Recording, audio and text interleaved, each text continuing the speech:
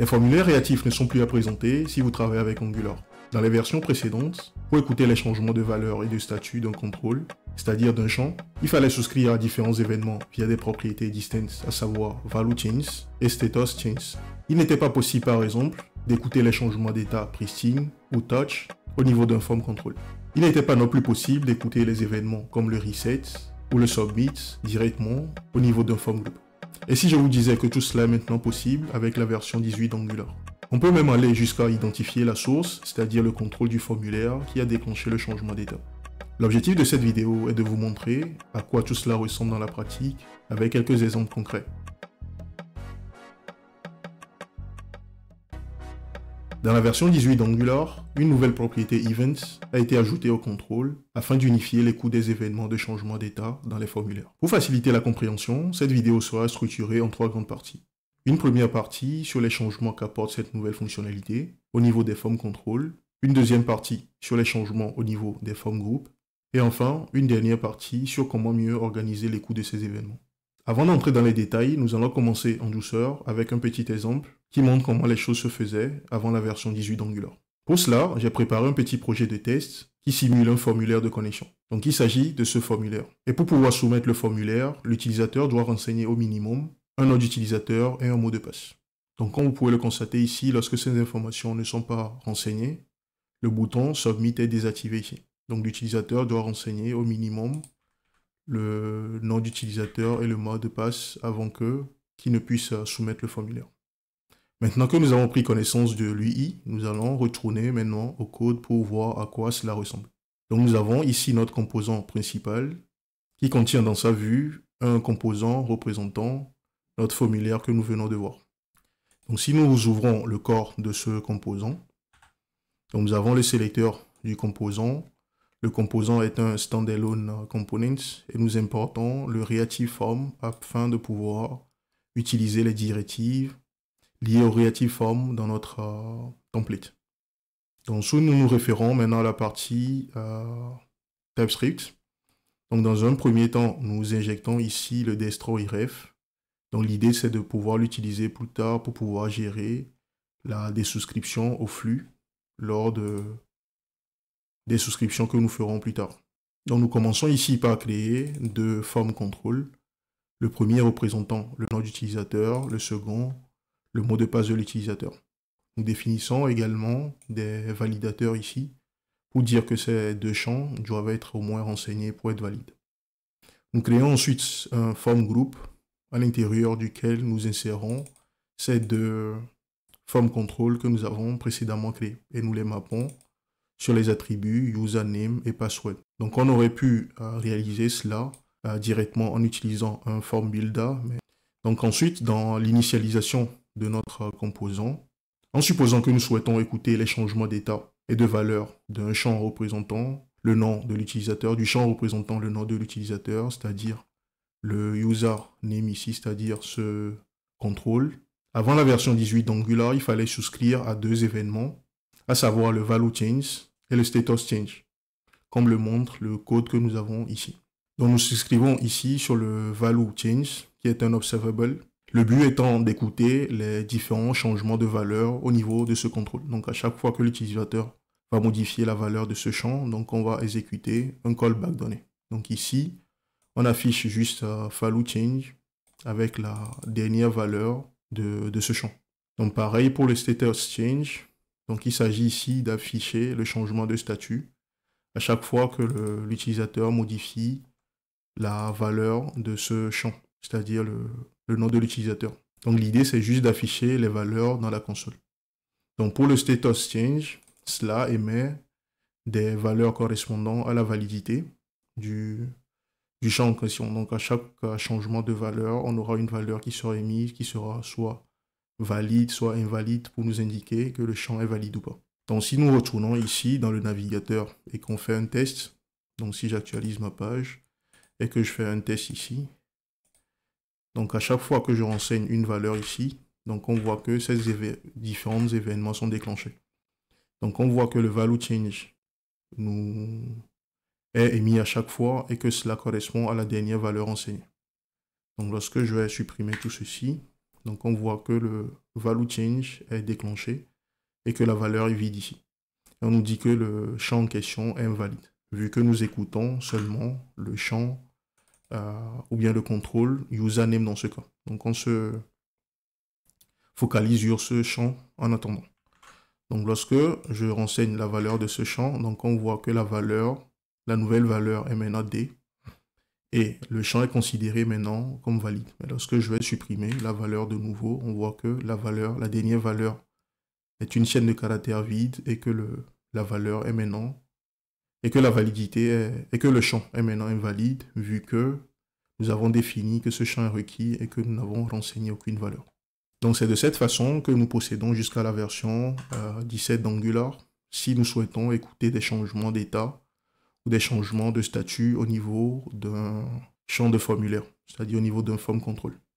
Donc il fallait souscrire sur 2 valeurs pour pouvoir écouter ces champs. Donc la version 18 d'Angular apporte une nouvelle propriété, events, qui unifie tout cela. Donc pour voir à quoi cela ressemble, nous allons souscrire à cet événement et réaliser quelques tests. Donc pareil ici, donc ce que je vais faire ici, c'est que je vais juste mettre en commentaire tout ce code. Et là, maintenant, nous allons reprendre ce form control. Donc il s'agit de ce form control.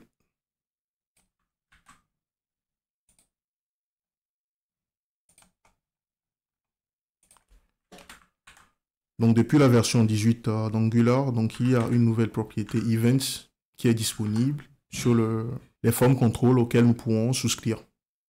Et cette nouvelle propriété permet d'unifier ces différents événements que nous venons de voir. Donc nous allons procéder pareil, donc on va juste récupérer ce code de souscription.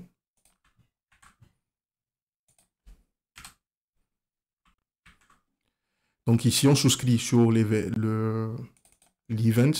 la propriété event qui est un observable et nous écoutons les changements de valeur. Donc ici on va juste dire que à chaque fois qu'on récupère la valeur, qu'on récupère une valeur ou qu'un événement est émis, on va juste afficher l'événement en question. Donc ici nous allons juste modifier un peu la chose. Nous allons dire ici que nous écoutons maintenant le event. Donc après cette modification, lorsque nous retournons à notre navigateur, lorsque je modifie la valeur du champ, donc nous voyons maintenant que nous avons plusieurs événements qui sont émis de façon séquentielle. Donc comme vous pouvez le constater ici, nous avons l'événement pristine qui est déclenché. L'événement pristine est déclenché lorsque un champ est modifié pour la première fois. Donc nous avons le value change qui est également déclenché avec la valeur, la dernière valeur, et nous avons le status change également qui est déclenché avec la valeur valide ici pour nous dire que le champ est maintenant valide. Lorsque je sors du champ, on voit qu'il y a un événement touch qui est également déclenché et nous dit ici que la valeur du touch est true. C'est-à-dire que nous avons modifié au moins une fois la valeur du champ. C'est-à-dire que cet événement est déclenché lors du blur, c'est-à-dire lorsqu'on est en train de modifier le champ et que le champ perd le focus. Donc, cet événement est également déclenché. Donc, si on regarde un peu ces différents événements, donc il s'agit de différents types d'événements qui sont déclenchés à chaque fois et qui sont écoutés par notre callback que nous avons ici. Donc, on voit à chaque fois que nous avons le event, mais ces événements sont déclenchés à différents moments. Donc lorsque nous allons retourner sur le champ et que nous allons faire de nouveau une modification de valeur, supposons que je mette la valeur O. Donc on voit que cette fois-ci, il n'y a que 2 événements qui sont déclenchés. Nous avons le value change et le status change.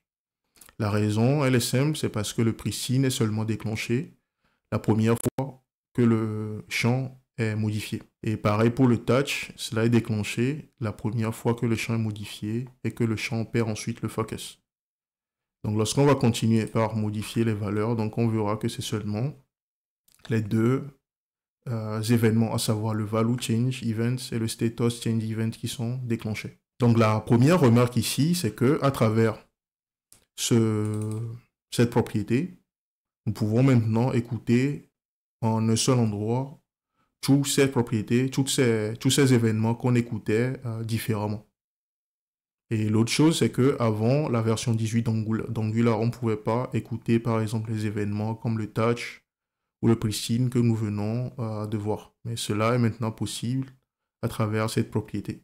Donc l'autre chose aussi, lorsque nous retournons et que nous prêtons attention aux différents événements qui sont déclenchés ici, donc si on se réfère aux valeurs qui sont déclenchées, donc on voit que tous ces événements ont comme source le contrôle qui déclenche l'événement. Donc on voit qu'à chaque fois nous avons source qui correspond au contrôle en question.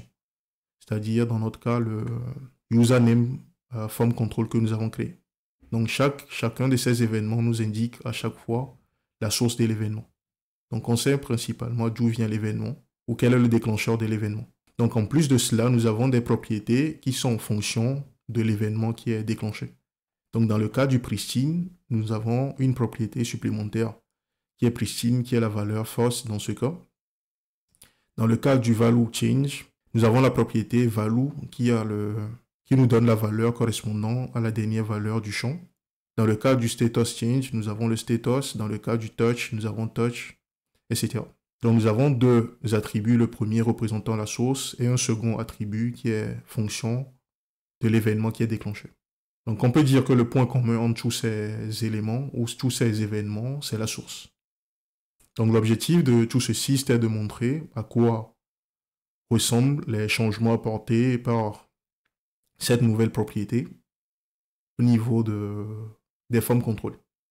Et maintenant que nous connaissons les changements qu'apporte cette nouvelle propriété ou cette nouvelle fonctionnalité au niveau des formes contrôle, nous allons examiner les changements qu'elle apporte également à un niveau plus global, c'est-à-dire au niveau des formes groupes, puisque l'on travaille généralement avec un formulaire plutôt qu'avec un contrôle indépendant ou autonome, comme nous venons de le faire. Donc pour pouvoir tester cela, nous allons retourner à notre code ici, et au lieu d'utiliser le form control et de se brancher dessus, nous allons, au lieu d'utiliser plutôt le contrôle représentant le username ici, nous allons plutôt écouter notre formulaire directement. Donc il me suffit de remplacer mon username form control par le form qui représente le form group. Donc je vais faire un save, retourner dans mon application et nous allons refaire les mêmes tests que tout à l'heure. Donc lorsque je vais modifier maintenant la valeur d'un champ ici, on s'attend à ce que certains événements soient déclenchés. D'abord le pristine, vu que nous modifions la première fois la valeur d'un champ de notre form group, le value change parce que la valeur a été modifiée, le status parce que le statut a probablement changé. Donc on constate ici que nous avons encore les mêmes attributs, à savoir la source et un champ qui est fonction de l'événement déclenché. Donc la remarque supplémentaire ou la différence, contrairement à ce que nous avons vu tout à l'heure avec les form control, c'est que dans ce cas, la source correspond toujours au form control déclencheur, mais lorsqu'on se réfère au cas du value change, dans ce cas, la valeur représente non plus la valeur de la source, c'est-à-dire le contrôle qui a déclenché l'événement, mais plutôt la valeur représente la valeur du form group, c'est-à-dire l'élément sur lequel nous avons branché les coûts de l'événement.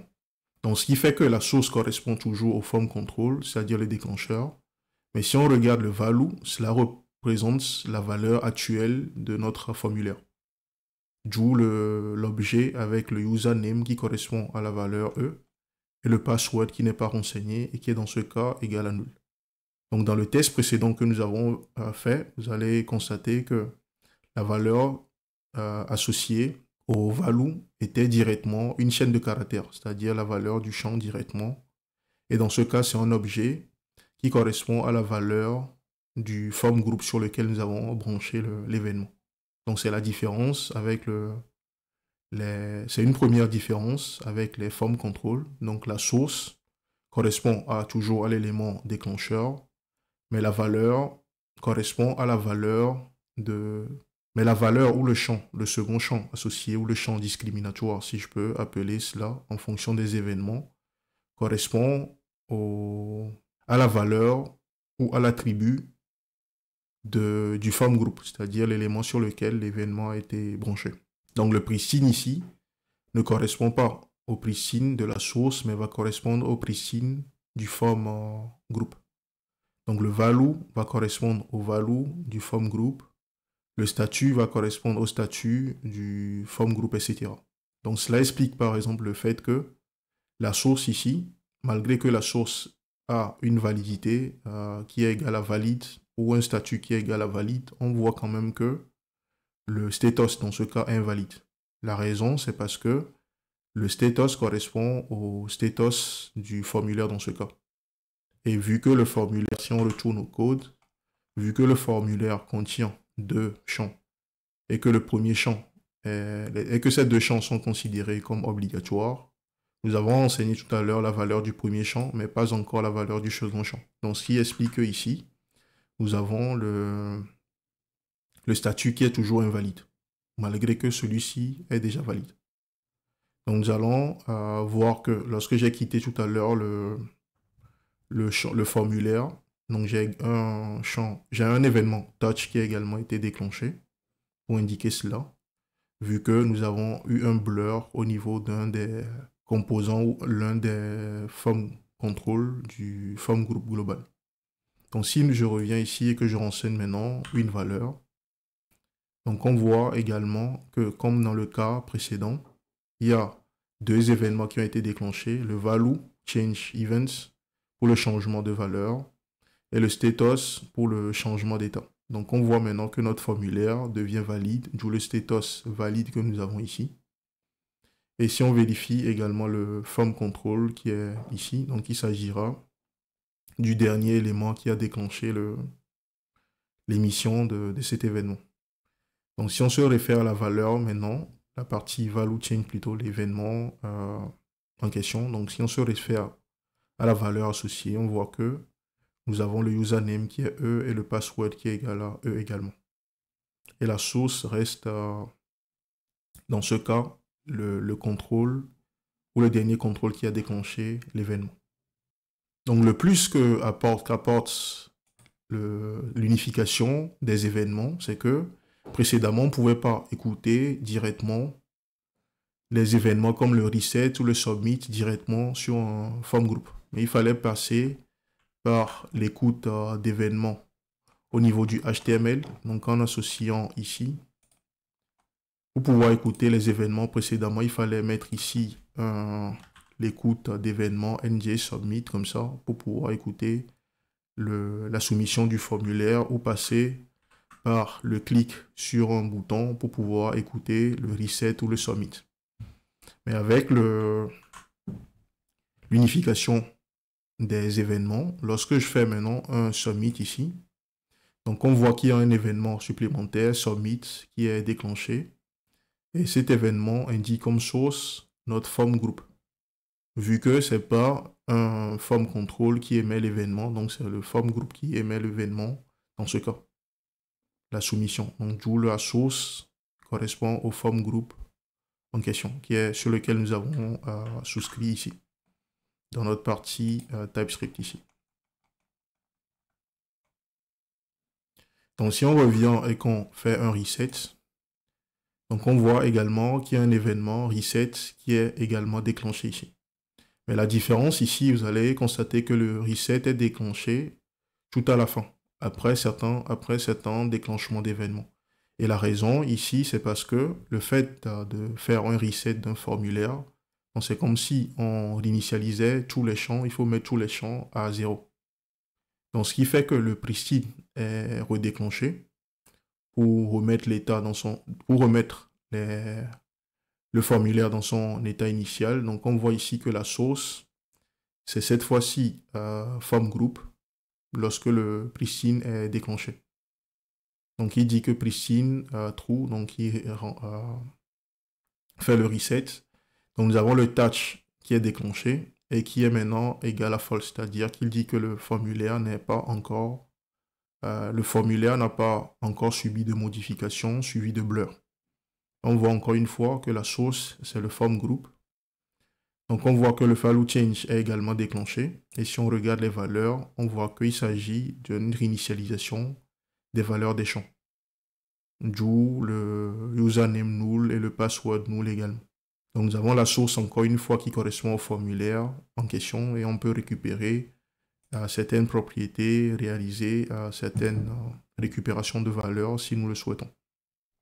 Donc nous avons le statut, également la valeur du statut qui est initialisé, qui passe à invalide, vu que les différents champs sont requis et qu'aucune valeur n'est renseignée pour ces deux champs, ce qui explique le invalide que nous avons ici. Et c'est à l'issue de ces, ou à la suite, à l'issue de déclenchement de ces 4 événements, que nous avons maintenant le reset. Et la source correspond bien au formulaire en question. Donc c'est quelque chose d'important également à noter, c'est que le reset est déclenché après ces 4 événements, après le déclenchement de ces 4 événements. Et la raison, elle est simple, c'est parce que le reset entraîne une réinitialisation de tout le formulaire, d'où le déclenchement de ces différents événements avant le déclenchement du reset. Donc la question à se poser, ou la question qu'on peut se poser dans ce cas, c'est comment nous pouvons écouter un événement spécifique et traiter un événement spécifique. Donc nous allons prendre l'exemple du submit en supposant que nous souhaitons écouter juste le submit de notre formulaire. Donc il va falloir dans ce cas dire écouter juste cet événement. Au lieu d'écouter tous les événements, donc il va falloir logiquement faire un filtre. Donc il y a 2 options qui s'offrent à nous pour faire cela. La première serait par exemple de mettre ici un filtre. Donc en supposant que nous souhaitons écouter le filtre, donc on va dire ici que nous souhaitons prendre un événement seulement lorsque l'événement est instance de l'événement que nous venons de voir ici. Donc on va utiliser form submitted events. Donc on peut procéder de cette façon. Donc ça veut dire que le callback ici sera appelé seulement lorsque l'événement déclenché sera instance de form submitted event. Donc on va voir si ça marche ou pas. Donc si je viens ici, je renseigne des valeurs, donc on voit qu'il n'y a rien qui se passe. Je renseigne le mot de passe. Lorsque je fais submit, on voit que c'est seulement dans ce cas que mon callback est appelé. Donc ça, c'est la première option en restant réactive. Et cela correspond bien, ou cela répond au besoin d'écouter un seul événement. Mais en supposant par exemple que nous souhaitons écouter 2 événements, cette option, même si on peut utiliser cette option, supposons que nous voulons également écouter l'événement reset du formulaire. Donc on peut dire que nous souhaitons faire ceci. Donc ça veut dire que si nous voulons écouter le reset, on doit faire un ou ici. Et refaire la même chose. Et dire que instance de forme reset event comme ça. Donc on teste là déjà. Donc si je renseigne les valeurs ici, que je fais le reset, donc ça montre bien que le callback marche. Si je fais submit également, j'ai l'événement qui est écouté. Mais le problème avec l'utilisation des filtres de cette façon, ça veut dire que en plus d'utiliser notre filtre ici, qui fait le filtre, on doit en plus de cela se mettre à faire encore des if ici pour pouvoir traiter ces différents pour pouvoir exécuter des fonctions, des actions en fonction de l'événement. Donc on aura quand même besoin de quelque chose comme ça pour pouvoir savoir est-ce que nous sommes dans le cas d'un reset ou est-ce que nous sommes dans le cas d'un submit. Donc si je me réfère à ce que j'ai ici, donc en supposant que je vais traiter ces deux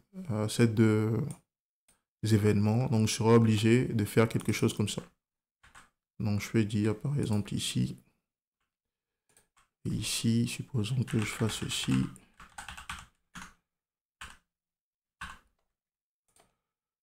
Donc je vais mettre ici submitted. Et ici, je fais reset. Donc en supposant que j'ai des actions à exécuter, je serai obligé de refaire encore ceci. Donc pour moi, c'est un peu malgré que nous avons un code qui est réactif ici, ça nous demande quand même de pouvoir ajouter ces vérifications supplémentaires lorsque nous voulons traiter, réaliser différentes actions en fonction de ces événements. Donc on teste déjà cela. Donc si je viens ici, je renseigne la valeur, je fais reset. Donc on voit que j'ai reset qui est bien affiché. Lorsque je renseigne ici et je fais submit, je vois que j'ai submitted qui est bien affiché. Donc ça c'est la première option qui s'offre à nous. Et l'autre option qui s'offre à nous, c'est de simplement laisser les événements passer, donc sans passer par le filtre de cette façon, et de les traiter directement comme nous l'avons fait ici, sans utiliser de filtre.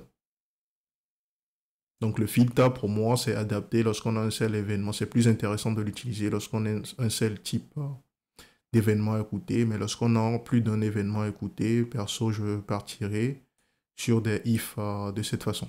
Donc on peut mettre un else ici. Donc je partirai sur quelque chose de cette façon, de vérifier directement si les instances, si les événements sont instances de l'événement spécifique que je veux écouter. Donc ceci nous amène à la conclusion de cette partie, à savoir l'objectif de cette nouvelle propriété. Le event que nous avons permet l'unification des événements qui sont déclenchés au niveau des formes contrôle, des formes groupe ou des formes arrêt. Donc plus besoin d'avoir plusieurs souscriptions pour pouvoir écouter des événements comme le changement de statut ou le changement de valeur. Donc tout est unifié, centralisé en un seul endroit. Il nous suffit d'écouter une seule propriété, de mettre en place notre callback et de traiter les événements en fonction du besoin. Donc l'autre chose, c'est que ceci nous permet maintenant d'écouter des changements d'état comme le pristine, le touch au niveau des formes contrôle, ainsi que les événements submit, reset au niveau des formes groupes. Donc cela nous permet d'aller plus loin maintenant, au lieu d'avoir à passer par l'écoute des clics au niveau des boutons de type reset ou des boutons de type submit, ou le fait d'utiliser d'écouter l'événement NJ submit au niveau du formulaire. Donc on peut réaliser maintenant tout cela de façon réactive en souscrivant directement ici sur cet événement. Donc l'autre chose aussi qu'il faut noter, c'est la possibilité maintenant de connaître la source d'un changement d'état de formulaire, comme nous l'avons vu. Donc on peut maintenant déterminer la source de l'événement. Donc soit c'est le formulaire qui déclenche les changements, soit c'est un form control et nous avons les informations sur le form control directement. Donc dans ce cas, vu que je suis rentré dans le formulaire et qu'ensuite j'ai fait un blur, c'est à cause de ça que le touch change event est déclenché. Et là, on me dit que la source, c'est le form control en question. Donc il s'agit de ce form control, celui représentant le nom de l'utilisateur. Donc voilà pour ce que j'avais à partager avec vous pour cette vidéo qui a porté sur l'unification des events dans la version 18 d'Angular à travers la nouvelle propriété events. Donc j'espère que cette vidéo vous a permis d'apprendre quelque chose de nouveau. Si c'est le cas, n'hésitez pas à la liker et n'hésitez pas à la partager également autour de vous pour permettre à d'autres personnes de découvrir le contenu que je partage. Et en faisant cela, cela améliore la visibilité également de la chaîne. Donc je vous donne rendez-vous également pour la prochaine vidéo qui portera également sur une nouvelle fonctionnalité introduite dans la version 18 d'Angular. D'ici là, portez-vous bien.